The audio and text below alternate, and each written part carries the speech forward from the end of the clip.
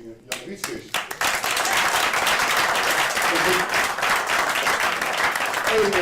Eén aanvulling nog, want dat is reglementair volgens statuten. Het is, je bent beoogd lijsttrekker, want in de westelijke vergadering moet je even verkrachten worden.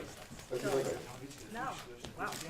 Ja, ik wel iets kan met Wut een nek-over-nek race. En nou, zij is de gang, maar de meesten hier echt wat te kiezen. Maar twee mooie vrouwen en Roel natuurlijk ook als een heel eigen lood.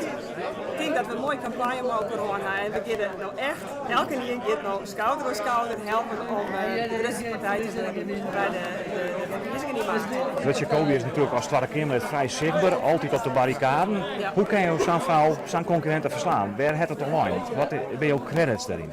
Nou, ik denk dat wij heel goed zelf te kennen wat we daar al in gepresteerd hebben. En dat zijn echt mooie resultaten. Dat het dan weer een burgergelegenheid, maar ook het worden van culturele haatstand. En ook hoe het onderwijs mogen optillen hier in Friesland. Maar elke keer shot hoe het gebouwd wordt in de provincie. En hoe we bijvoorbeeld wenning en energie zuiniger maken. En dat helpt meestal ook in de beurs. Dus meestal zorgen onze resultaten. En dat is een sterk verhaal. En denk je wij nog maar trots. Wat verdikken we, hè? Nou ja, dat is toch, ik is zo steeds toch zo van, het wordt waarschijnlijk wel heel erg nek aan nek. Als het royeer is, de ene zo van, ik stem op die, want de manier van die politiek bedrijven, dat is niet meer erg gewoon. En dan moet zei ja, ik wil het 2 keer doen. En dan ben ik op een beetje zo, nou, ik stem net op die. Want Jan Witske, nou, nog gewoon goed, nog dik goed. Maar dan gaat het ook. Voor mij heb ik net een verliezersgevoel. Voor mij is het best lastig om te kiezen. En ik heb mensen van, ja, ik vind gewoon dat het de Tweede Kamerbloem was. Dus ik ga net op die stemmen.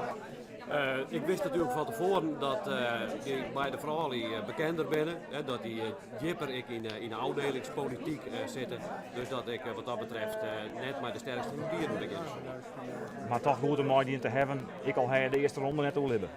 Ja, ik bedoel, ik hier wat te vertellen voor ik. En ik heb wat bij de provincie en bij de provinciale politiek. En ik heb een keuze maken van hoe ik dat waarhoor. En daarbij ben ik deze verkiezingen ingegaan. En ja, dan is het uiteindelijk aan de kiezer natuurlijk van welke route dat ze nemen.